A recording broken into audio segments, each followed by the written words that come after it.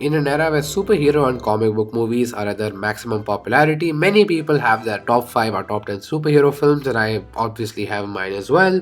And of course, higher up in the list are some great films such as, The Dark Knight and Spider Man 2. But in my top 5 is another film, a small animated film from the 90s called Batman Mask of the Phantasm, which, in my opinion, is the best Batman movie ever made. I would not consider it to be better than The Dark Knight, that's a very high standard, but I do think it's a better Batman movie in the sense of its exploration of the character of Bruce Wayne.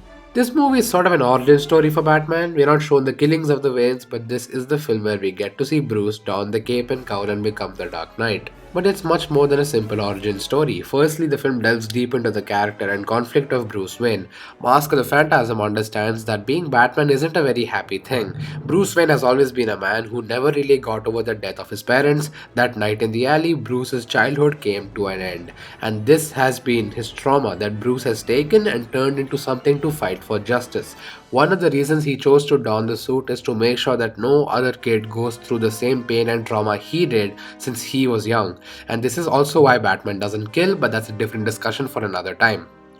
We get to see Bruce wear a ski mask and try to see what it would be like for him to be Batman before he wears the costume. And as Bruce is training to be the Caped Crusader, he goes through something that he never thought he would. He falls in love. And Bruce falls for a woman named Andrea Beaumont, one of the best love interests that DC has ever had. And she's an extremely great character. Andrea is the daughter of a man who has ties with gangsters of Gotham, and she falls for Bruce and they begin a relationship. But the romance in the film isn't pointless. It plays an important role in Bruce's conflict because he knows that he can't live the two parallel lives of Bruce Wayne and Batman. He has to choose one or the other, and it is not an easy choice to make. Bruce had taken an oath to his parents that he would use his power and resources to do something good in the world. But when he's conflicted, he goes to their grave and apologizes to them. And the thing is that his parents had never asked for Bruce to do any of this.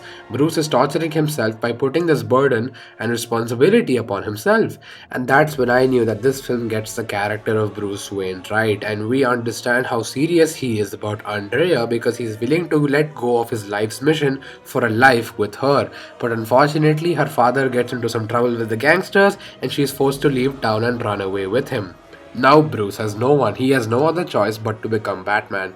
And the beautiful thing is that in many comic book movies, the person becoming the superhero is a triumphant moment. But here, when Bruce wears the suit, it's a tragedy. It's about a man losing his humanity and choosing to let go of a normal life that he could have had. But Mask of the Phantasm also intercuts between past and present. What I described to you just now was the past. Meanwhile, in the present, we see Bruce already having been Batman for quite a while, and the film cuts to the past with Andrea because in the present, Andrea returns to town with her new boyfriend, forcing Bruce to relive his past with her. And the external plot is about this new killer in town called Phantasm who's killing gangsters one by one, and since he looks similar to Batman, the police frames Batman for all of Phantasm's crimes. And no, Batman isn't friends with Jim Gordon at this point.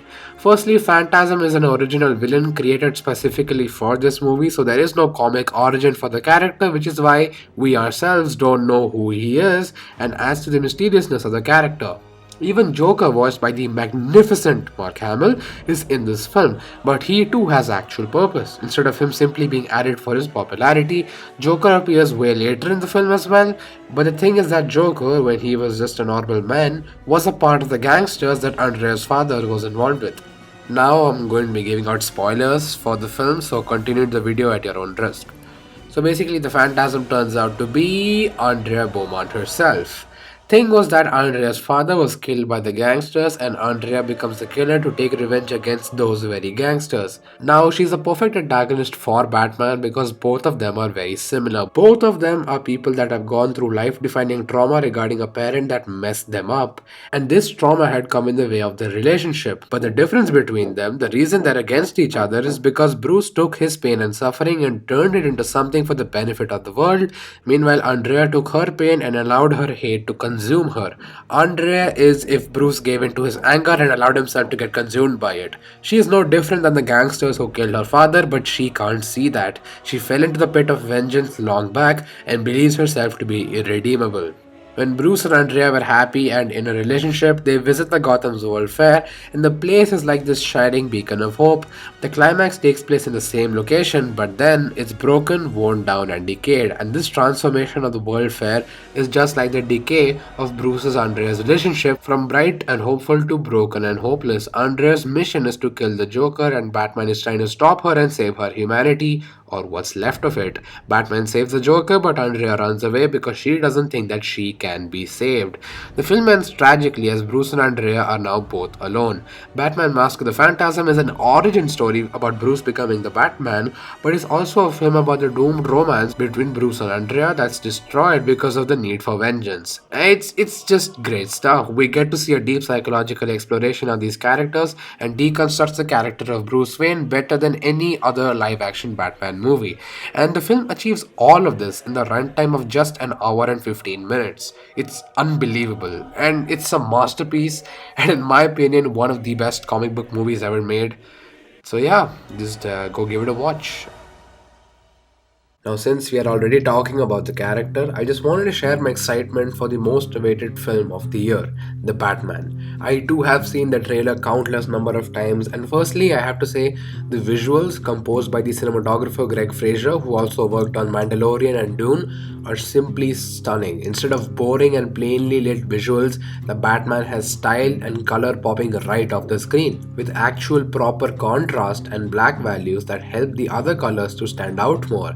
I just love the overall tone and vision it has of a dark and gritty tale where Gotham feels like an important part of Batman's mythology rather than a forgettable backdrop. I just hope that this is a great Batman story that explores the psyche of Bruce Wayne and how he converts his pain and suffering into something for the betterment of Gotham.